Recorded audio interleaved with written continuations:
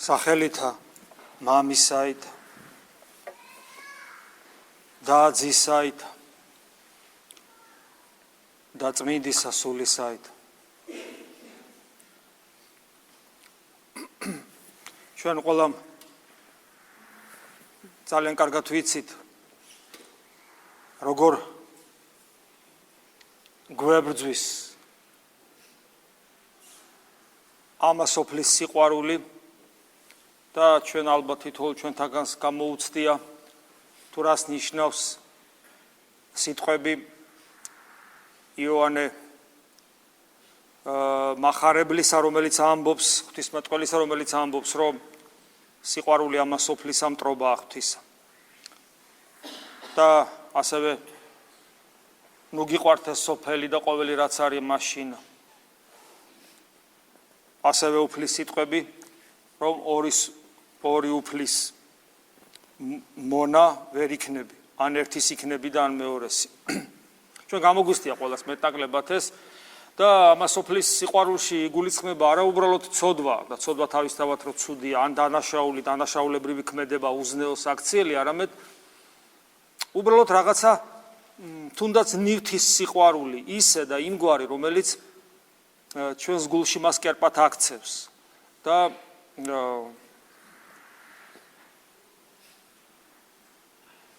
ჩვენს გულში მას კერპად აქცევს და უფრო მნიშვნელოვანს ხდის ვიდრე ღმერთია და ეს საგანი რომელიც შეიძლება იყოს თქვათ უფრო მნიშვნელოვანი ვიდრე ღმერთია შეიძლება თავად ძალიან კეთილშობილი რამ იყოს. აი მაგალითად ჯანმრთელობა დიდხანს სიცოცხლე მაგალითად რომ სიღარიბეში არ იყო და რომ გქონდეს საზდელი, სასმელი, საჭმელი, თქვათ, სახლი, კარი, მის მინიმალური რაც დღეს თანამედროვე ადამიანს სჭირდება, ეს თავისთავად ცოდვა არ არის, მაგრამ როდესაც იგი დაიკავებს ღმერთის ადგილს გულში და უფრო მეტად მძაფრად განიცდება მის და მის სიყვარული, ვიდრე ღმრთისადმი, უფრო მეტად მძაფრად განიცდება ამ საგნის დაკარგვა, ვიდრე ის, რომ ღმერთს ვერ ვხედავთ. აი მაშინ უკვე ეს საგანი, რომელიც თავისთავად ცოდვა არ არის და ღვთისაგან მოცემულიც არის ჩვენთვის ამ ქვეყანაზე, კერპად იქცევა და ის უკვე ამა სოფლის სიყვარულად იქცევა. ამიტომაც ამბობს პავლე მოციქული და ჩამოთვლეს ისეთ რეალიებს, რომელიც თავისთავად ცოდვა არ არის, მაგრამ ამბობს, რომ ეს ყველაფერი რაც გვაქვს, თითქოს არა გვაქვს. გვაქვს, მაგრამ თითქოს არა გვაქვს. ანუ ეს იმას ნიშნავს, რომ მას გულში ადგილი არ აქვს. ჩვენას მე ვფიქრობ თითოეულ ჩვენთაგან საკუთარ ტყავზე გამოუცდია და მან იცის რა რთულია ამასთან გამკლავება. აღარ ვლაპარაკობ ცოდვაზე, რომელთანაც გამკლავება, რა თქმა უნდა, ასევე რთულია და უფრო რთული თუ არა, იმიტომ რომ ცოდვა განსაკუთრებულად აი მაგნიტივით იზიდავს ჩვენს დაცემულ ბუნებას. შესაძლებლობას არ გვაძლევს, რომ თქვათ ამ გვასუნთქოს. მოკლედ ამა სოფლის სიყვარული მტრობაა ღვთისა. და როდესაც ეს სიყვარული ჩვენში ღმერთის ადგილს იკავებს, მაშინ ჩვენ ქრისტე აღარ გვინდა. აი დღეს აღმოვიკითხეთ ლუკა მახარებლიდან მერვე თავიდან გახსოვთ ეს ცნობილი იგავი ღადარინელი ეშმაკეულის განკურნებისა, როდესაც უფალი კურნავს და სანაცვლოდ ეშმაკები შედიან ღორებში და ღორები წყალში ვარდებიან და როგორი დანაკლისი აქვთ ღადარინელებს ზარალი მოკლედ ამ ქვეყნიური. ესე იგი ადამიანი განიკურნა, გადარჩა, მათ უნდა გახარებოდათ მათი თანასოფლელი, მრავალის ნათესავი. მეორე ის რომ ქრისტე მათთან მოვიდა. ანუ აქ იყო ღვთისა და მოყვასის სიყვარული ერთდროულად. და ღვთისა და მოყვასის სიყვარულს ანაცვალეს ამ ქვეყნიური კეთილდღეობა, ამ ქვეყნიური რაღაც თქვათ შესაძლებლობა, წარმატება და ამიტომ მათი ლოცვა როგორი გახდა, ნახეთ, ჩვენ ესე არ ვლოცულობთ ხოლმე. ჩვენ არასდროს არ გვითქვავს, რომ ღმერთო, კარგი რა, თავი გამანებე წადი ჩემგან. მაგრამ ჩვენ ხო ვიცით, რომ სიტყვა არის ის, რაც გულში აღარ ეტევა. ნამეტნავისაგან გულისა იტყვისო პირი, უფალი ამბობს. ამიტომ ჩვენ შეიძლება სიტყვით არ ვთქვათ იმის გამო რომ გარკვეული ცოდნა გვაქვს რომ ასე და ამგვარად ლაპარაკი არ შეიძლებაო, მაგრამ შეიძლება გულის სავსე იყოს აი ამ გამონათქვამით. უფალო წადი რა ცოტა ხანი თავი დამონებ. ძალიან კარგად დაწერა, აღწერა ადამიანის მონანული, ნახევრად მონანული ადამიანის მდგომარეობა ნეტარმა ავგუსტინემ თავის აღსარებაში, სადაც იგი ამბობს, რომ იხსენებს აღსარებაა ეს, მაგრამ ამით ის ყველა ჩვენთაგანის სათხმელს ამბობს. უფალო მომაცილე განკურნი ამა თუ იმ ცოდვისა და ვნებისაგან ოღონ ჯერ არა, იმიტომ რომ ჯერ ძალიან მიყვარს მე ეს ცოდვა და ვნება. ამიტომ ჩვენ ფაქტობრივად ჩვენი საქციელი, ჩვენი ცხოვრების წესით, ჩვენი შინაგანი მდგომარეობით ვამბობთ ამას, იმიტომ რომ გულის სიტყვა და გულის თქმა რა არის, თუ არა ის გუთყვილა ხო არ თქვია გულის თქმა და გულის სიტყვა. ის არ ითქმება პირით, მაგრამ გულში ითქმება და უფალი ხო გულს ხედავს და აი ეს ლოცვა ღადარინელების ევედრებოდნენ, ანუ ლოცულობდნენ, ევედრება ხო ლოცვა ქრისტეს ევედრებოდნენ. ყოველი იგი სიმრავლე გარემო სოფლებისა იმის ღადარინელთასა, რათა წარვიდეს. ქრისტეს უარყოფა, ხო? რას ევედრებოდნენ? ქრისტეს უარყოფა ქონათ შინაგანად. წარვიდეს მათგან. და აი აქ ჩანს როგორ ჩაენაცვლა მათში ღვთის შიშს, ამასოფლის სიყვარულის, ამასოფლის სიამტკბილობის დაკარგვის შიში. წარვიდეს მათგან რამე თუ შიშითა, ანუ ამასოფლის კეთილდღეობის დაკარგვის შიში ქონდათ, რამე თუ შიშითა დიდითა შეპყრობილი იყვნენ. იზარალეს ღორებიდან გამომდინარე.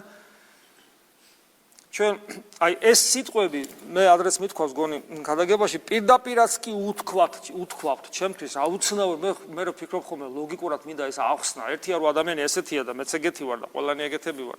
ნუ თქვენ არა მე ვარ ეგეთი კი ბატონო, მაგრამ მეორეს როცა ადამიანი აღმოსთქვავს და ჩემთან რო უთქვიათ აი მამაო აი ძალიან მინდა სულიერად ვიცხოვრო, მაგრამ მე გამიგია რომ განსასწრებელი იცისო და მე შენია პრობლემების და ვიცხოვრო სულიერად.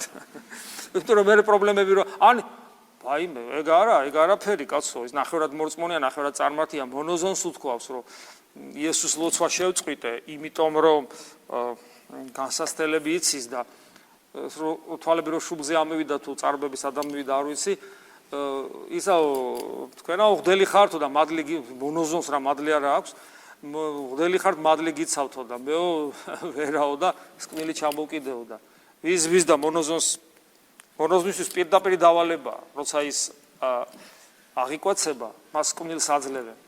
ნიშნად იმისა, რომ მან მოუკლებლივ უნდა ილოცოს. ფაქტობრივად რა, ახსენებენ პავლე მოციქულის სიტყვას, თორე ვინ არ უნდა ილოცოს მოუკლებლივ, ვინ უნდა ილოცოს მხოლოდ კვირაობით, ვინ უნდა ილოცოს მხოლოდ დილას აღამოს. ან როცა მოეპრიანება, როცა მოუნდება, განა ყველამ სულ არ უნდა ვილოცოთ და ყოველთვის, მაგრამ პავლე მოციქულის სიტყვები აი ამით უდასტურდება მონოზონს კიდევ ერთხელ და ხო, მოკლედ აი ესე, ასე რომ თუ მონოზონმა ეს იფიქრა, რომ ესე განსასწრებელი იცისო და ეს გავრცელებულია სხვათა შორის ესეთი დამოკიდებულება, მაშინ ნახევრად წარმართზე და ნახევრად მორწმუნეზე რა უნდა ვთქვა. ან ამაზე რა უნდა ვთქვა, ღადარინელებზე, რომლებიც აი ესე ღმერთობაში იყვნენ. ეს მდგომარეობა არის ცოდვა. ცოდვაა ეს მდგომარეობა. მაგრამ არ ვიფიქროთ, რომ ღადარინელები იყვნენ ამ მდგომარეობაში და ის მონოზონი, სხვათა შორის კარგი მონოზონია. უბრალოდ ეს დაემართა. მარტო ისინი არ არიან ღადარინელები ესეთ მდგომარეობაში. ესეთ მდგომარეობაში, ანუ ეს არის ცოდვა, როცა ღმერთთან ვერ ხარ და ეს სოფელი გირჩევნია. ყოველ შემთხვევაში გირჩევნია თუ არ გირჩევნია, აქეთ აკეთებ, ესე იგი, აქცენტს. ეს არის ცოდვა, იმიტომ რომ ცოდვა აცდენას ნიშნავს, როგორც თქვენ იცით, ცოდვა ამარტია, ბერძნული სიტყვა, რომელიც ნიშნავს აცდენას. ამ მდგომარეობაში არის ყველა. არ არსებობს ადამიანი, რომელიც ცხონდეს, ანუ გადარჩეს და არას ცოდოს. აქ საუბარი ამ ადამიანებს, რომლებიც უნდა გადარჩნენ, საუბარი ადამიანებზე, წმინდანებზე, რომლებიც უნდა ცხონდნენ, მაგრამ ესეთები ყველანი ცოდავენ, იმიტომ რომ არ არსებობს წმინდანი, რომელსაც არ შეუცოდავს. არ არის ადამიანი, რომელიც ცხონდება და მანამდე არ ცოდავს. ესე იგი, თითოეული ჩვენთაგანი ცოდვაშია და ცოდვა სწორედ ეს არის. უპირველეს ყოვლისა, როცა აქცენტები არეული გვაქვს, როცა მიმართულება აღრეული გვაქვს და ასე შემდეგ. მაგრამ არსებობს მეორე კიდევ პრობლემა, როდესაც ადამიანი ამბობს, რომ ნუ ცოდვილი ვარ და მეტი არ შემიძლია და ასე შემდეგ. და ჩვენი ცოდვილობა, ხანდახან ერისკაცობა, ხანდახან 21 საუკუნეში ცხოვრება და ასე შემდეგ, ამართლებს შინაგანად ჩვენს აი ამ უღმერთო მდგომარეობას. მაგრამ ცოდვილობის განცდა ეს არის კარგი. იგი ვერავითარ შემთხვევაში ვერ უნდა აფრკოლებდეს ღვთის მაძიებლობას. აი როგორც მაგალითად წყალში ადამიანი ჩავარდება. წარმოგიდგენიათ, თქვათ ადამიანი რაღაცებს აშავებს, აი რომელიმე ჩვენთაგანი, აი ვაშავებ რაღაცებს, გადამული ერთი კვირა საშინლად ვიქცევით, უცებ ჩავარდი წყალში და ვიხჩობი. რომელიც ჩვენთაგანი იტყვის, რომ ღირსი ხარ, შენ, რადგან ერთი კვირა ცოდავდი, ახლა დაიხჩვე. ხო, ამას არც ერთი არ ვიტყვით. ჩვენ ხო პირველ რიგში ჩვენში იწყებს მოქმედებას გადარჩენის ინსტინქტი, ხომ ესეა? არც ერთი ჩვენთაგანი შეიძლება გაგვიელოს თავში, რომ აი ღირსი ვარ, რაც მემართება, მაგრამ მიუხედავად აი ამ უღირსობის განცდისა, ყველანი ძალიან სწრაფად ვიფართხალებთ, რომ ამოვიდეთ იქიდან, ვიყვირებთ, გვიშველეთ თუ ცორვა არ ვიცი და ასე შემდეგ. იმიტომ რომ ეს ინსტინქტი სიცოცხლისა, რომ არ მოვკვდეთ ფიზიკურად, ბიოლოგიურად, იმდენად ძლიერია ადამიანში. რომ არანაირი ცოდვილობა მას არ მისცემს იმის საშუალებას, თუ რაღაცა განსაკუთრებული დეპრესიული და სუიციდური რასაც ქვია შემთხვევა არ არის, არაფერი ცოდვილობა, არანაირი ცოდვილობა არ მოგცემს იმის საშუალებას, რომ ჩვენ ესე იგი არ ვეცადოთ ამოსვლას. და ესეც გავაკეთებთ. აი ქრისტიანს უნდა ჰქონდეს ინსტინქტი ცხონებისა და მარადიული გადარჩენის. ამიტომ როგორ ცოდვაშიც არ უნდა ვიყოთ, როგორ უღირსობაშიც არ უნდა ვიყოთ, რა ესე იგი საშინელებასაც არ უნდა ვხედავდეთ და ვჭვრეტდეთ საკუთარ თავში, როგორც არ უნდა გვიჭირდეს ამასოფლის ზღვაში ყოფობა და აქ ცურვა, ჩვენ უნდა გქონდეს ძალიან ძლიერად ინსტინქტი ცხონებისა, ანუ მარადიული გადარჩენისა. და როდესაც ადამიანს არ აქვს ეს ინსტინქტი მარადიული გადარჩენისა, როცა ადამიანი დაუწვება ცოდვას ბეჭებზე და ესე იგი აღიარებს თავის დამარცხებას ბრძოლის გარეშე, ესეთი ადამიანი ქრისტიანად ვერ იწოდება, მას არ აქვს მარადიული სიცოცხლის განცდა, რომ ის არსებობს, აი ამ დონეზეც არ აქვს, რომ ის არსებობს. თორე როგორ შეიძლება ადამიანს ნამდვილად ჯეროდეს, რომ არის მარადიული სიცოცხლე და ის არ იბრძოდეს, აი ეს ინსტინქტი მას ჩართული არ ქონდეს. და რადგან ჩვენ სანამ ამ სოფელში ვართ, მანამდე ყოველთვის ვიმყოფებით ამ სოფლის ზღვაში, ხო ეს სოფელი ხო წინა მამების ზღვას ადრიან, ხო ეს სახარებისეული იგავური სახია და მერე მამებიც ამას აკეთებენ.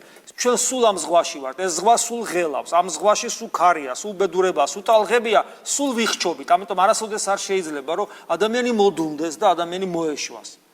ადამიანი ყოველთვის უნდა აი ამ თვით გადარჩენის ინსტინქტით შეპყრობილი უნდა იყოს.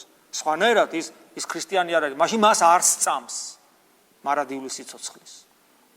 მაშინ მას არ სჯერა, რომ ის შეიძლება მარადიულად ცხოვრობდეს. უბრალოდ ურწმუნო ადამიანი. მაგრამ ჩვენი ღვთისაკენ სწრაფვა, მიუხედავად იმისა, რომ რთულია, ამ ღვთისაკენ სწრაფვას, მიუხედავად ჩვენი უუნარობისა, მყარი საფუძველი და პრინციპში შეიძლება ითქვას გარანტიების გააჩნია. თავარია ჩვენ ვიბრძოლოთ. აი დღეს ასევე აღმოვიკითხეთ ეფესელთა მიმართ ეპისტოლეს მეორე თავში. ასეთ სიტყვები. რამე თუ ვიყვენით ჩვენ მკვდარ შეცოდებითა, აი ჩვენ ხშირად გვითხოვს, რომ ეს შეცოდება რომ რას ნიშნავს ადამიანი ცოდვილია. მკვდარია. მოკვდები ადამიანს უთხრა და მოკვდა და ჩვენ მკვდარნი გაგვაჩინა. სულიერი სიკვდილი იგულისხმება აქ, როდესაც ადამიანი ღმერთს ვერ ხედავს. მორწმუნეც კი ვერ ხედავს. მორწმუნე მიცის რომ ღმერთი არის. ეს ჩემთვის მუდმივი სასწაულია. ჩვენ ვერ ხედავ, აი ახლა კი მაინც რაღაცა ამდენი ხანი ეკლესიაში ხარ და ადრე საერთოდ ხო როცა ურწმუნოებაში გავიზარდე ბავშვობაში კი არა 19 წლის ასაკამდე სიტყვა ღმერთი თუ გამიგია მხოლოდ ირონიის და დაცინვის კონტექსტში და ამ თემაზე არც მიფიქრია და მერე უცებ რა ხდება რომ დაახლოებით აი მაგ პერიოდიდან ძიებას ვიწყებ ხო და ესე იგი წარმოიდგინე არათუ ვერ ხედავ არამედ დარწმუნებულიც ხარ რომ არ არის დარწმუნებულიც ხარ ისეთ სოციუმში ხარ აღზრდილი და მოდის რწმენა რომელიც გაიძულებს სხვა არაფერი რწმენა მოდის რომელიც გაიძულებს რომ სიტყვა ეძებო ღმერთი არც კი იცი არაფერი არ იცი მაგრამ ეძებ რაღაცებს აკეთებ რომ როგორმე ვინც ირწმუნე ის იპოვო ეს სასწაული არ არის მაგრამ აი ახლა დღეს როდესაც ჩვენ უკვე თითქოს და რაღაც გამოცდილება შევიძინეთ განა ჩვენთვის მაინც სასწაული არ არის, როცა ჩვენ ხო არ გვინახავს, ჩვენ ხო ისეთი ცოცხალი გამოცდილება არ გქონია და თუ რამე გქონია, აი როგორია, იცი რომ აი ესეა ხო, რა ძალა გვაიძულებს, რომ მუდამ ძიებაში ვიყოთ. ეს სასწაული როგორ არ არის? ეს არის სასწაული. პავლე მოციქულის ეს სიტყვები ძალიან საინტერესოა. რამე თუ ვიყვენით ჩვენ მკვდარ შეცოდებითა. ანუ ადამიანი მკვდარია და ამ მკვდარს ეძლევა რწმენა და მკვდარი ნიშნავს რომ ვერ ხედავს. მკვდარი იწყებს ძიებას. სადახარ ღმერთო? არა და მკვდარია. ეს არის სასწაული. ჩვენ ეს უნდა დავინახოთ საკუთარ თავში. ჩვენ უნდა გავოცდეთ, ჩვენ უნდა გამციფრდეთ, როგორ კაცო ვერ ხედავ, მკვდარი ვარ. მაგრამ გეძებ, იმიტომ რომ ვიცი რომ ხარ. აი ეს არის საოცრება. მკვდარ, რამე თუ ვიყვენით ჩვენ მკვდარ შეცოდებითა. ქრისტესთანა. ცალკე არა. ქრისტიანული სარწმუნოება განსხვავდება ყველა სხვა სარწმუნოებისაგან. ერთ-ერთი იმით, პრინციპში ამით. ეს არის ყველაზე მთავარი და გამოთქმულია ძალიან კარგად. ქრისტესთან ცოცხლდები, მკვდარი ხო ხარ და ვერ ხედავ. რწმენა გეძლევა და ეძებ. ქრისტიანულ რწმენაზეა საუბარი. და შემდეგ ქრისტესთან ერთად ცალკე ვერ გაცოცხლდები. ეს ნიშნავს იმას, რომ თუ შენ სულიერ ცხოვრებაში ქრისტეს არ ემსგავსები, თუ ქრისტეს არ ემსგავსები, მაშინ შენი რწმენა ქრისტიანული არ არის. შეიძლება რაღაც ისეთი ფანატიკური რწმენაა, თავებს რო აჭრიან და ასე შემდეგ. რაღაცა არის. თავებს ერთმანეთს არ ვაჭრით, მაგრამ არც გვაკლია ხოლმე, როდესაც შეგვეხებიან ცუდად. ხო ვიცით ეს? ხო, ეს იგივეა, რა გონიათ? პირადი შეურაცხყოფისათვის დაუბრუნო ერთ-ერთი სული გვაქვს რომ რაღაც ხო და ის ფანატიკოსი კი და თulis რომ სიწმინდის შეურაცხყოფის გამოაჭრის თავს და ყველაფერი სიწმინდის შეურაცხყოფა გონია, რაც ის არ არის, რაც თვითონ არის. ეს არის, ეს პრობლემაა. ქრისტიანული რწმენა სხვა რამეა. ეს ნიშნავს რომ შენ ცოცხლდები ოღონდ ქრისტესთან ერთად, ესე იგი ქრისტეს გავხარ ქრისტეს. ქრისტესთან ერთად უნდა გავცოცხლდეთ. ესე იგი ეს ნიშნავს რომ როდესაც ჩვენ ქრისტეს არ ვგავართ ჩვენს ყოველდღიურობაში, მაშინ ჩვენი რწმენა ქრისტიანული არ არის. რაღაც სხვა არის. ეს რაღაც სხვა შეიძლება იყოს უამრავი რამ, როდესაც კიდევ თავს რო აჭრის ის უბედური, საწყალი უბედური, ის უფრო უბედურია ვისაც ვიდრე ის ვისაც აჭრის. ის უბედური თავს რო აჭრის, თავისივე მსგავს, პრინციპში მოყვას. ის არის უბედური და მას გონია და უბედური კიდე იმიტომ რომ მას გონია რომ სხერპლის შესწირა ღმერთს როგორც ქრისტე ამბობს. როდესაც თქვენ დაგხოცავენ ეგონებათო რომ ღმერთს სხერპლის შესწიროს, აი ეს არის უბედურება. სინდისის ქეჯნა რომ არა აქვს. და ეს ჩვენ გვჭირს ხოლმე აქ, როცა ერთმანეთს ძალიან მწარეთ ვექცევით, მე ვგულისხმობ სულიერ დაძმებს. 99% შეიძლება 100% გვგონია რომ ჩვენ მართლები ვართ. ეს არის სერიოზული პრობლემა. ის ამდენი მართლები ვარ და ერთი მართალი კი არა, 5 მართალი მაინც რო იყოს აქ თუ ერთი არა.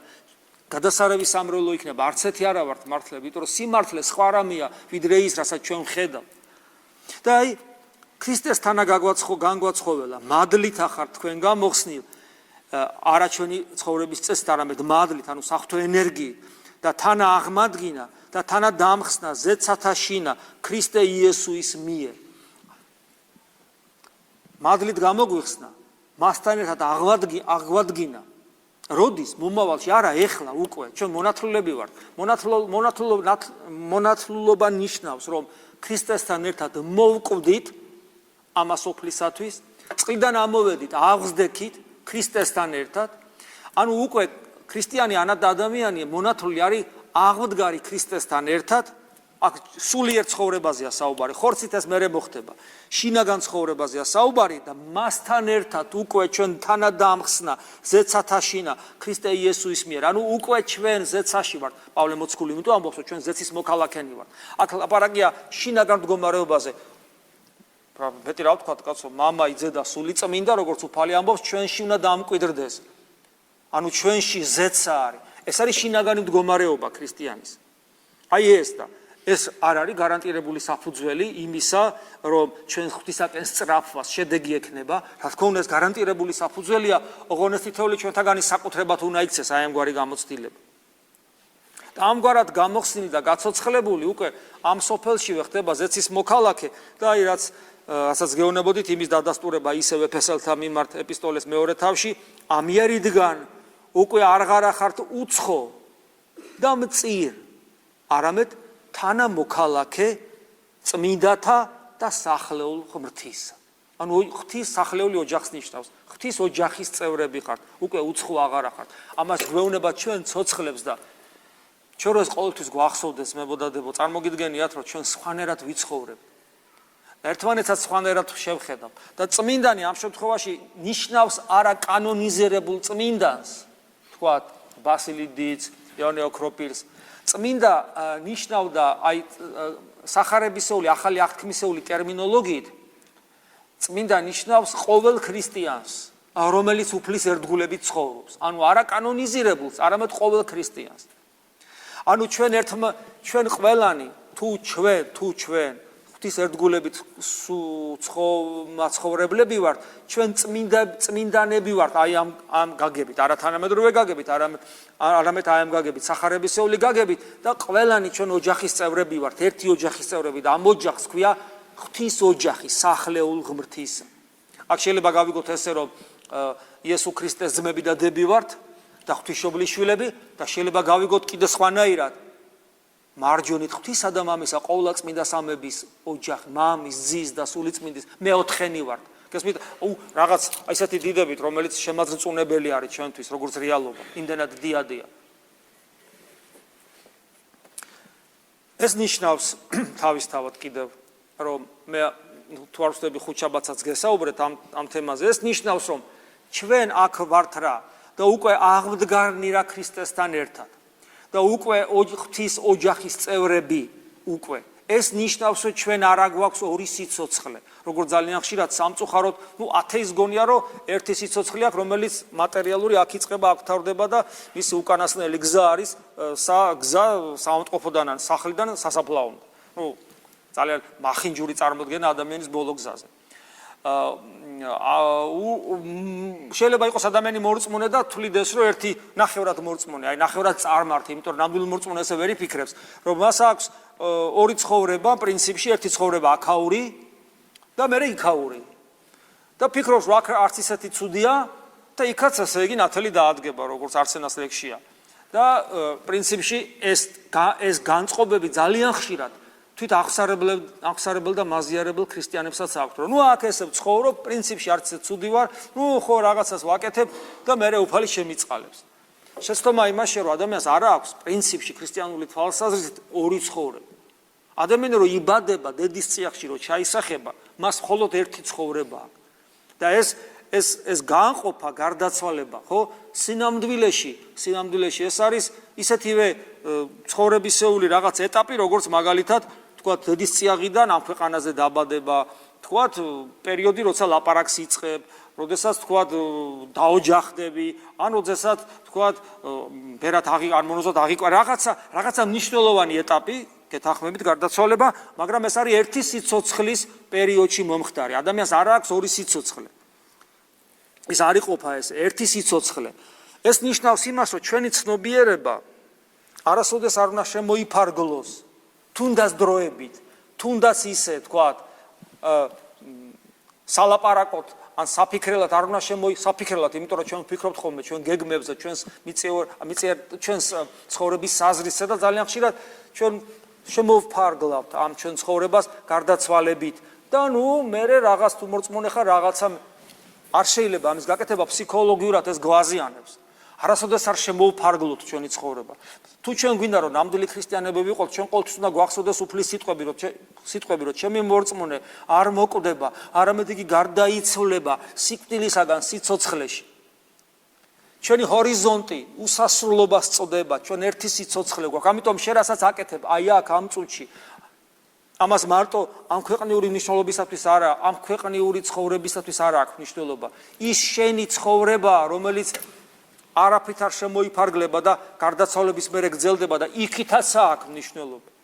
ამიტომ ყველაფერი საკეთებელი რაც ჩვენ გვაქვს აქ, მარადიულ პერსპექტივაში უნდა განიხილებოდეს ჩვენი ურთიერთობები, ჩვენი ადამიანისადმი სიყვარული თუ სიძულვილი, ჩვენი არჩევანი, ჩვენი ცხოვრების წესი, ჩვენი სიტყვა, ჩვენი ქმედება, ჩვენი ინტერესი, ყველაფერი მარადიულ პერსპექტივაში უნდა განიხილებოდეს. აბა პავლე მოციქული რატომ ამბობს? ანუ რასაც არ უნდა იქმოდეთ, ყველაფერს ღვთის სადიდებლად იქმოდეთ, რატომ ამბობს ამას? თან ჩამოთვლის მანამდე ძალიან მიწიერ, გინდა გეძინოს, გინდა გეღვიძოს, გინდა თუ ჭამდე, გინდა თუ სვამდა, ანუ თითქოს მიწიერ ცხოვრებაზე, ხო, ფიზიოლოგიურ ცხოვრებაზე საუბრობს და მე ამბობს, ასაც არ უნდა იქმოდეთ. ყველაფერს ღვთის სადიდებლად იქმოდეთ. აი რომ ჭამ, ისიც იქ განიხილება. ამიტომ ადამიანური კულტურაა, რომ ადამიანი პირუტყვით არ ჭამს. ადამიანი აკეთილშობილებს ამ ფიზიოლოგიას. ადამიანი ყველანაირ ცხოველურ ფიზიოლოგიას აკეთილშობილებს. და ნებისმიერი გადახრა ამ გაკეთილშობილებულობიდან, ეს იქნება კვება, ეს იქნება ძილი, ეს იქნება დასვენება, ეს იქნება ინტიმური ცხოვრება, ყველაფერი აბსოლუტურად თუ აი ამ გაკეთილშობილებულობიდან გავიდა, საზღვრებიდან გავიდა და პირუტყვობაში გადავიდა, ყველაფერი ცოდვად იქცევა. იმიტომ რომ არ არის გათვალისწინებული მარადიული ღირებულებები, მარადიული სიცოცხლე, რომელიც ამ ცხოვრებაში უკვე არსებობს, იმიტომ რომ შენ აქ უკვე უნდა იყო მარადიული ღვთის ოჯახის წევრი და მარადიული ზეცის მოქალაქე და მარადიული სიცოცხლით მაცხოვრებელი, მარადისობას დრო არ აქვს, აქვე არის. და აი მივადაკი ძალიან მნიშვნელოვან საკითხს, რომელიც ჩვენ სულ გავიწყდება. ჩვენ ღმერთმა შეგვქმნა არა უბრალოდ მარადიული ცხოვრებისათვის. ჩვენ ხანდახან ესეც გონია, ეს სხვა რელიგიები, ისლამში მაგალითად, იეჰოვას მოწმეებში ეს არის მარადიული ცხოვრება. თუ ნახავთ იეჰოვას მოწმეების ბუკლეტებს, ხო? ისლამში თქვათ არის გადმოცემა რძისა და თაფლის დინარეები, სადაც ცხოვრება გრძელდება. პრინციპში რატომაც არა, კაი ცხოვრება. ახლა იეჰოვას მოწმეების ბუკლეტებში რა, კაი თათქარი ძეები, კარგა ჭამენ, სვავენ, შვილები, იმათ შვილები ყავთ, თათქარი ძეს არ ყავდა. მშვენიერი გარემოა.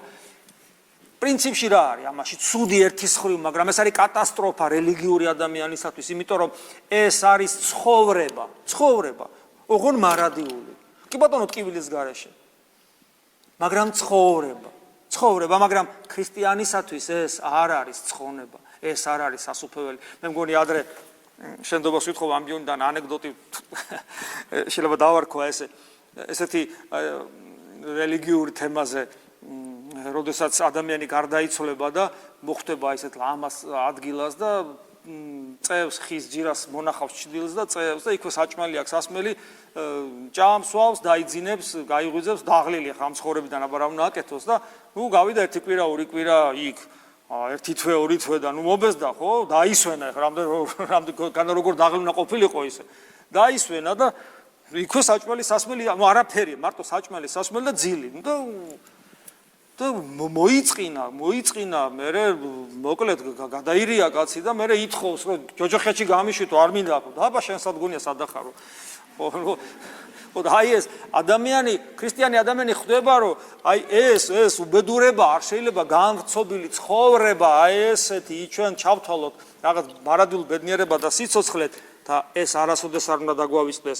არამედ ღმერთმა ჩვენ შექმნა არა განვრცობილი ცხოვრებისათვის, თუნდაც ეს გავრცობილი მარადიული იყოს, არამედ ჭეშმარიტი სიცოცხლისათვის, რომელიც ნიშნავს ღმერთთან მარადიულ და პიროვნულ ერთობას. იმიტომ რომ ეს ნიშნავს, რატომ არის ეს? იმიტომ რომ ღმერთია სიცოცხლე, არის ღმერთი. კომფორტი, საჭმელ-სასმელი, ფუფუნება, ხომ არ არის სიცოცხლე. ღმერთია სიცოცხლე და თუ ღმერთთან არ იქნა მარადიული პიროვნული ურთიერთობა, როგორც სიცოცხლის წყაროსთან ადამიანი ვერ ცოცხლობს, ნამდვილი სიცოცხლე, ღვთაებრივი სიცოცხლე. ეს სიცოცხლე აღარ არის, ეს არის უბრალოდ ცხოვრება განვრცობილი, მეტი არაფერი. და აი სწორედ ეს ნიშნავს, უпростоრად სწორედ ეს შეეშალა ადამიანს სამოთხეში. ადამიანს რა ქონდა დავალებად? როგორც განმარტავენ, დამუშავება ხეებისა, იქ სიცოცხლის ხია, ეს არის მჭრეტელობა, ანუ მუდმივი ურთიერთობა ღმერთთან, ამ ურთიერთობაში ის უნდა გაზრდილიყო. რა დაემართა ადამიანს? აი ეს შეეშალა. ეშმაკმა მოატყვილა, ეშმაკი ატყვილებს, მაგრამ შესწომა სწორედ ამაში მდგომარეობდა. შენ იცხოვრებ, ვითარცა ღმერთი, მარადიულად, ძლიერად, კარგად, ოღონ ღმერთი არ გჭირდება. საჭიროა რაღაც ეს რიტუალი ჩაატარო, მოწყვიტო, შეჭამო და დაამთავრდა. ანუ ადამს სწორედ ეს შეეშალა. მან იფიქრა, რომ სიცოცხლე ეს არის მარადიული ცხოვრება გარკვეული ძალაუფლებით. ისე რომ წყარო სიცოცხლის ამას არ ჭირდება. აი ეს დაემართა და ის რაც დაემართა მას და როგორიც გახდა. ჩვენ მისი მემკვიდრენი ვართ და ეს ჩვენ გადმოგვეცა, ამიტომ ჩვენც ესეთები ვართ სამწუხაროდ. ესია და ადამის სიცოცხლე გადაიქცა აი ამ შეცდომის მერე შეცდომა კი, მაგრამ თვითონ არჩევანი საბოლოოდ მან გააკეთა. ადამიანის სიცოცხლე გადაიქცა ერთ დიდ და ადამიანის არსებობა უпростоრად გადაიქცა ერთ დიდ განვრცობილ სიკვდილად, ხრწნადობად და საკუთარ თავში ცხოველთან და ცხოველობასთან და დემონობასთან ბრძოლად. აი ეს არის ადამიანის ცხოვრება. როგორც კი ეს გააკეთა, სულიერად ეგრევე მოკვდა და ღმერთთან კავშირი დაკარგა და ხორცილად დაიწყო აი ეს პროცესი. მუდმივი ბრძოლა სიკვდილთან, ხრწნადობასთან და საკუთარ თავში ცხოველთან და საკუთარ თავში ეშმაკთან. ჩვენ ვიცით, როგორი მიდრეკილებები გვაქვს ადამიანებს. ანუ ადამიანი ადამიანში და აქედან გამომდინარე ჩვენ ძალიან ცუდ მდგომარეობაში აღმოჩნდა. ეს არის გამოუვალი, მოკვდა ფაქტიურად და მისი ცხოვრება აი უბედურებად იქცა, რომელიც თითოეულ ჩვენთაგან ტანჯავს. თითოეულ ჩვენთაგან რაც არ უნდა გქონდეს ამ ქვეყანაზე. რა ფუფუნებას არ უნდა გქონდეს და ხანდახან ყველაფერი რო აქვს ადამიანს, ეს კიდე უარესია, იმიტომ რომ ღარიბს მიწიერი მიზანი მაინც აქვს თუ ურწმუნოა. და ურწმუნო მდიდარს, რომელსაც ყველა მილიარდს მაგალითად შეიძლება აღარ გქონდეს მიწიერი მიზანიც კი. და ამიტომ ძალიან ხშირი შემთხვევაა ხოლმე, რომ დიდი ევროპაში რამდენი მაგალითია, რომ თავს იკლავენ. აზრი დაკარგა, არაფერი მიზანი აღარ აქვს, საშინელებაა ეს. ეს არის ძალიან ცუდი მდგომარეობა. ეს არის მუდმივი სიკვდილის მდგომარეობაში ყოფნა, მაგრამ მოხდა საოცრება ის, რაც ჩვენ ვიცით, რის გამო ჩვენ ქრისტიანები ვართ. სიკვდილს შეეხო განკაცებული ღმერთი. როგორ შეეხო? პიროვნულად ღმერთმა თავის თავში მიიღო ადამიანური ბუნება. იესო ქრისტე პიროვნულად არის ღმერთი და მას ეკუთვნის ადამიანური ბუნება, ის როგორც ღვთაებრივი ეკუთვნოდა და აი ამ ადამიანური ბუნებით ის მოკვდა. ანუ პიროვნულად ღმერთი, იმიტომ რომ თავისთავად იესო ქრისტეს ადამიანური ბუნება არ არსებობს. ისე როგორც შენი ბუნება არ არსებობს, ისე ჩემი ბუნება არ არსებობს, ისე ის ეკუთვნის ჩემ პიროვნებას, აი ესე არ არსებობს იესო ქრისტეს ბუნება, ისე ის ეკუთვნის ძე ღმერთს და სწორედ რადგან როცა ჩემ ხორცს ტკივა, აბსტრაქტულად რაღაცა ცხოველის ხორცს კი არ ტკივა, მე ვიტანჯები პიროვნულად, მე მტკივა, ჩემი საკუთრება ხდება ეს ტკივილი, ამიტომ იესო ქრისტეს ტანჯვა, ტკივილი და სიკვდილი გადაიქცა ძე ღმერთის საკუთრებად, ამიტომ ვამბობთ ღმერთი მოკვდა ჯვარზე, ღმერთი ეცვა ჯვარზე. ხო შეუძლებელია ერთის მხრივ, მაგრამ აი ეს საოცრება მოხდა, იმიტომ რომ ადამიანური ბუნებით განიცადა ძე ღმერთმა სიკვდილი და შეეხო სიკვდილს. ხო წარმოგიდგენიათ, ღმერთი რო შეეხება განმცდელად, განცდით რომ შეეხება სიკვდილს, იმ სიკვდილს არ დაემართებოდა. ამიტომ სიკვდილი მოკვდა. სიკვდილი მოკვდა და სიკვდილი მას შემდეგ ჯოჯოხეთი შეიმუსრა, მერე შეეხო ჯოჯოხეთს, იმიტომ რომ ჩადის სული ჯოჯოხეთი, ვითარცა ღმერთი, იმიტომ წერია ეს, იმიტომ რომ ჩადის და ჯოჯოხეთი შეეხო, ჯოჯოხეთი შეიმუსრა. ამიტომ სიკვდილი ეს არის ქრისტიანობა. ქრისტიანობა რომ ხარ ქრისტიანი, ეს უნდა გწამდეს, ეს უნდა გჯეროდეს. ეს შენ რწმენა, ეს მოგეცა, ესეთი რწმენა. შენ ესეთი ღმერთი უნდა ეძებო, ესეთი ცხოვრება უნდა ეძებო. და ამიტომ სიკვდილი ისაც იყო უბედურება. სიკვდილი ჯვარს შეეხო, რომელიც ტანჯვის იარაღი იყო და ბოროტებაზე ძლების იარაღად იქცა. რასაც შეეხო, ყველაფერი შეიცვალა საწინააღმდეგოდ. ჩვენ ცხოვრება ეს წესია, რაღაც საშინელებას გავაკეთებთ, მაგრამ ღმერთი რო შეეხება ეს საშინელება სიკეთის ნაყოფებს იღებს. ეს თითოეულ ჩვენთანაც ამის გამოცდილება ალბათ ექნება. ღმერთთან აი სიკვდილი, რაც იყო საშინელება და ფაქტიურად ღმერთის დაკარგვის ნიშანი და ერთგვარი ზღურბლი, როცა ღმერთთან ვეღარ ვიყავით, ღმერთთან დაბრუნების იარაღად იქცა. სიკვდილს აზრი მიანიჭა. სიკვდილს აზრი არ ქონდა. სიკვდილის უაზრობა განაპირობებს ჩვენი ცხოვრების უაზრობას. თუ ადამიანი ფიქრობს ესე, რომ ესე იგი რა რისთვის აი განსაკუთრებულად მაშინ იფიქრებს, როცა მიუახლოვდება გარდაცვალებას და კითხვას დასვავს. ამისთვის ვიცხოვრე? ეს იყო ჩემი ცხოვრება სულ. იმიტომ რომ სიკვდილი უაზრობა ურწმუნოსათვის, იმიტომ რომ სიკვდილი ნიშნავს, რომ მიწას შეეზილები და მორჩა და მაშინ გინ შენ მოკვდა ხარ და გინ მაიმუნი, სულ ერთია მაიმუნს კიდევ ვიჩვენს, ტარაკანას ესე შეეზილება, მიწას როგორც შენ, ანუ უაზრობა და სიკვდილის უაზრობა ხდის თითოეული ჩვენთაგანის ცხოვრებას. სიკვდილის უაზრობა თითოეული ჩვენთაგანის სიცოცხლეს ხდის უაზრობად, ამიტომ ჩვენ უნდა გვახსოვდეს, რომ სიკვდილი ჩვენთვის ქრისტიანებისათვის უაზრობა აღარ არის. სიკვდილმა აზრი შეიძინა, ქრისტემ შეძინა, სიკვდილს შეეხო და სიკვდილმა აზრი შეიძინა. ესე იგი ეს ნიშნავს, რომ თუ სიკვდილმა აზრი შეიძინა, მაშინ სიცოცხლესაც შეიძლება აზრი გქონდეს. ძველ აღთქმაში სიკვდილი იყო საშინელება. იმიტომ რომ იგი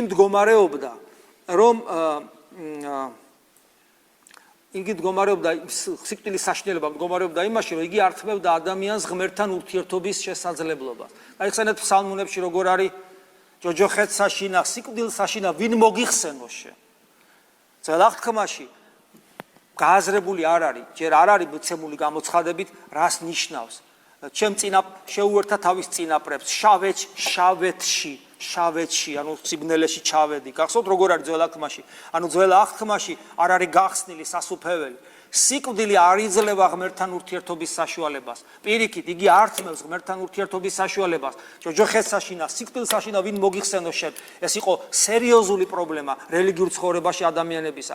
იმ დონეზე, რომ გაჩნდა სადუკეველთა უცნაური მიმდინარეობა, ფათაშორის სადუკევლები არ იყვნენ ხელწამოსაკრავი ხალხი, მღვდელმთავრები ძალიან ხშირად სადუკევლების პარტიიდან იყვნენ, რომლებსაც საერთოდ აღარ წამდათ მარადიული სიცოცხლე. იმდენად შემზარავია ეს შავეთი, სადაც ჩადიან, რომ საერთოდ აღარ უნდათ არანაირი, ესე იგი, გარდაცვალებაზე ფიქრი.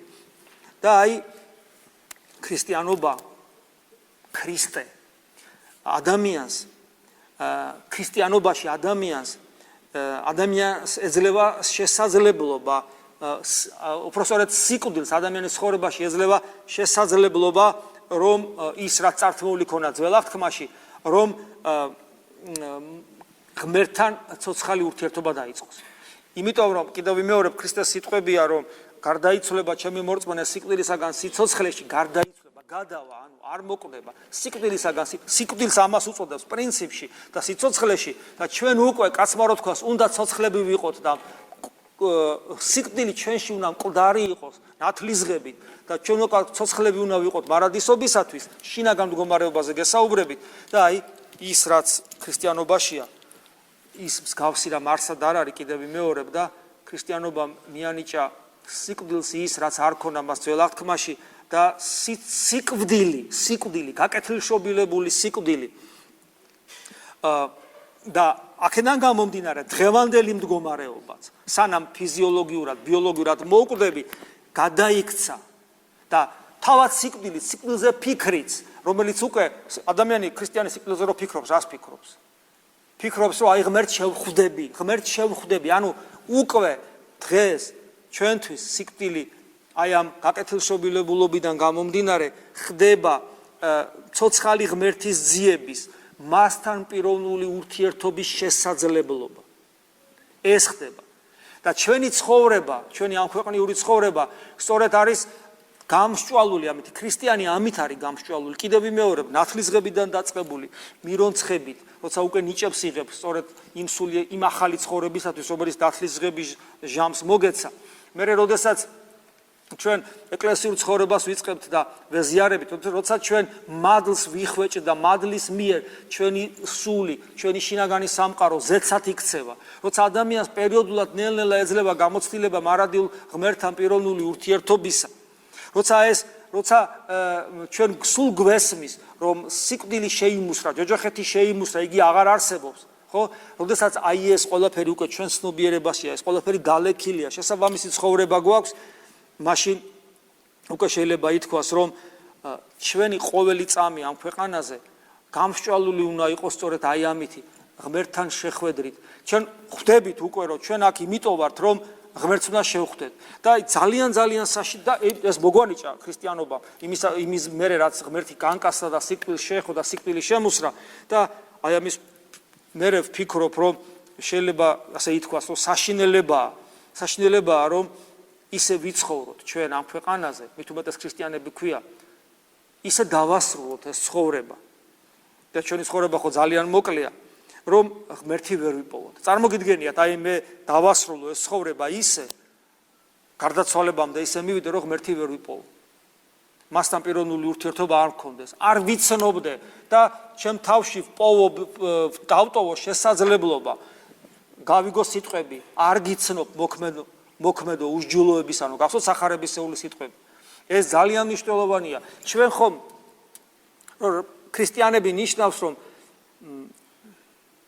ჩვენი სიცოცხლე განუყოფელია ქრისტეს სიცოცხლისაგან. ცოცხალ მე კი აღარა ვარ, არამედ ქრისტეა ჩემში ცოცხალი, როგორც პავლე მოციქული ამბობს. გახსოვთ ეს საოცარი სიტყვები. ხო? აი, და პავლე მოციქული მსგავს სიტყვებს ბევრს ამბობს. ადამიანმა იცხოვროს ამ ქვეყანაზე ისე, რომ ღმერთსაც შეხვდეს.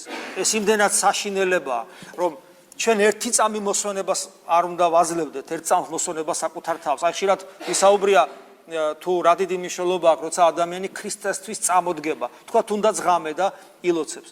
იესოს ლოცვის საჭიროებაზე გვისაუბრია, როცა ადამიანი ასწავლის, აიძულებს საკუთარ თავს, იყოს სულ ქრისტესთან სინანულით. სულ ქრისტეს ძიებაში იყოს სინანულით და ამისათვის იმეტებს იმას, რაც მას ეკუთვნის, რასაც მონასაც ვერ ართმევ ვერ მეთქი, ხშირად მithქვია ძილის პერიოდი. ჩვენ ხო ამაზე ვსაუბრობთ, მაგრამ მრავალი თქვენთაგანი ამას გაურბის. გაურბის, იმიტომ რომ პრინციპში არაბუნებრივია ადამიანს დაღლის ამ ცხოვრებიდან რომ ძინავს, არაბუნებრივია წამოდგეს და ის პატარა დრო რაც აქვს ძილისათვის და დამშვიდებისათვის, იქაც თუნდაც რაღაც ნაწილი ღმერთის ძიებას დაუთმოს. არაბუნებრივია, მაგრამ არაბუნებრივია ეს იმ იქაური ცნობიერებისათვის, რომელსაც ეს სოფელი ქვია. არაბუნებრივია ეს ადამიანისათვის, რომელიც საკუთარი თავის იდენტიფიკაციას აკეთებს მხოლოდ ხორცთან და ფიზიოლოგიასთან, რომელსაც დასვენება და ფუფუნება ჭირდება. განსვენება ჭირდება, გასუქება ჭირდება, უკაცრავად ამ სიტყვაზე. მაგრამ ქრისტიანისათვის, რომლის სიცოცხლე განვრცობილია მარადისობაში, ქრისტიანისათვის, რომელიც პავლე მოციქულთან ერთად, იმიტომ რომ ის ამბობს მომბაძეთო, უნდა ამბობდეს, რომ მე კი არა ვარ ცოცხალი, მე ქრისტესთან ერთად ცოცხლობ და ქრისტესთან ერთად გამაცოცხლა ღმერთმა და სიცოცხლე სწორედ ეს არის, რომ მარადიული სიცოცხლე იყოს ჩემში. ქრისტიანისათვის ბუნებრივია, იცით რა, რომ ძინავს და გაიღვიძებს და რა დროს ზილიაო თქვას. როდესაც ღმერთი მაქვს აძიებელი. როცა ჩვენ გვიჭირს წამოდგომა, აი ეს პრობლემაა, სოფხედელობრივი პრობლემა. ახლა რა ადგება? რა დროს ზილია, როდესაც მოსასწრება დაგაქვს საქმე, როდესაც დღეს ხვალ და აღარ იქნები და ქრისტეს ჯერ არ იცნობ, როდესაც შენ უმთავრესი საქმე, რისთვისაც ღმერთმა სიცოცხლე და არსებობა მოგანიჭა, გაკეთებული კი არა, დაწყებულიც არა გაქვს, ქრისტე არ გიპოვნია. ამიტომ მე ვფიქრობ და ცხოვრება კიდე ძალიან მოკლეა. ღმერთს არ შევხედრივართ, ღმერთს არ ვიცნობ. ამიტომ შეიძლება ითქვას, რომ განაზედმეტი სიმკაცრე იქნება, თუ ვიტყვით, რომ არც ერთი წამი არა გვაქვსო დასაკარგი და როცა გვითქვავსო არც ერთი წამი ქრისტეს გარეშე, განა ეს სიმკაცრეა, განა ეს რეალობა არ არის. საკმარისია სოფხედელობრივად გადავეწყოთ ქრისტიანულ ტალღაზე. საკმარისია შესაბამისად ვიცხოვროთ ცოტა ხანი აი ამ გადაწყობილზე, რომ ღმერთი ჩვენს გულს შეეხება და დამერწმუნეთ ძმებოდადებო, როგორც კი თეორიულად კი არა, შიგთავსით მიხვდები. რა დროის დაკარგოა? როგორ შეიძლება დრო დაკარგო? მაშინ გაგიოლდება ყველაფერი. იმიტომ რომ შენი ცხოვრების მიზანი გახდება ქრისტეს ძიება, მუდამ ძიება მისი და მიხვდები, რომ შენი სიცოცხლე და ცოცხალი თუ ხარ ნიშნავს, რომ ცოცხალი ხარ, როგორც წეგან თქვით პავლე მოციქულის ეფესალთან მიმართ ეპისტოლედან, ქრისტესთან ერთად. თუ შენში რამე ღირებულება და ეს არის სიცოცხლე, ეს არის არა არსებობა, არამედ სიცოცხლე ქრისტესთან ერთად. ქრისტეს უნდა გავდე. და შენი მთელი არსებობა, ქრისტიანული ცხოვრება, ერთი დღესასწაულად გადაიქცევა. ძალიან იოლი გახდება. და მე შენი ყოველდღიურობა, სწორედ პავლე მოციქულის ამ სიტყვებთან თანხმობაში იქნება, რომ რასაც არ უნდა იქნოდა, ყველაფერი ღვთისადიდებლად უნდა ქნა და ეგრეც იქნება. და დამერწმუნეთ, რომ ეს ადამიანის ცხოვრება ძალიან დიდი ბედნიერება. ძალიან დიდი ბედნიერება, იმიტომ რომ რა არის იმაზე დიდი ბედნიერება, რომ აქ ამ სოფელში ხარ და უკვე ზეცაში ხარ, უკვე ზეცის მოქალაქე ხარ, უკვე ღვთის სახლეულის, ანუ ღვთის ოჯახის წევრი ხარ. ღმერთი შეგვეციოს მოგვცეს ამის ძალა და სწორად გვაჩვენოს, სწორად დაგვანახოს ის, რაც ჩვენი საკეთებელია. რასაც ჭეშმარიტი ქრისტიანული ცხოვრება ქვია. ამინ. მადლი უფლისა, ჩვენისა იესო ქრისტესი და სიყვარული ღმრთისა და მამისა და ზიარება სული საწმინდისა იყოს თქვენ ყოველთა თანა. ამინ. სულ მაქვს ხოლმე ის განცდა, რომ როდესაც რაღაცას გეუნებით, ვერ გეუნებით. აი, რასაც გძნობ მე იმას ვერ გამოვთქვავ. ასევეცა და ისევ ალტრიალე სიტყვები არ გამოვიდა არაფერი. მაგრამ ეთყობა ეს ღვთის დაშვებითაც არის, რომ ყველა ადამიანმა, ანუ ჩემი განცდა, რაც მე მაქვს, ბოლომდე ის თქვენი არ არის, თქვენ თქვენებურად უნდა განიცადოთ. ანუ ამ სიტყვებით რაღაცა წინასწარი რაღაც გვეძლევა, ერთგვარი მიმართულება, რომელმაც თქვენს სულებში სიცოცხლე უნდა პოვოს და თქვენი პიროვნული განსაკუთრებულობის და უნიკალურობიდან გამომდინარე თქვენად იქცეს. ამიტომ თითოეული ადამიანი ბოლომდე ალბათ ვერ გამოსთქვავს, რას განიცდის, მაგრამ ის ზოგადი, რაც გვეძლევა და გვენიჭება, არის იმისათვის, რომ ჩვენი სულები გაცოცხლდეს. ხოლო ზოგადი ეს არის, რაც გითხარით, მაგრამ ბოლომდე ამას ის სიღრმე ამ სიტყვებს ის არა აქვს, რასაც მე განვისდი და მე კიდე განვისდი ძალიან მცირეს, უმნიშვნელოს, არაფერს შეიძლება ასე ითქვას. და მე ვთხოვ უფალს, რომ თითოეულ თქვენთაგანს ღმერთმა განაცდევინოს ის, თუ რას ნიშნავს ნამდვილი სიცოცხლე ქრისტეში. ამინ.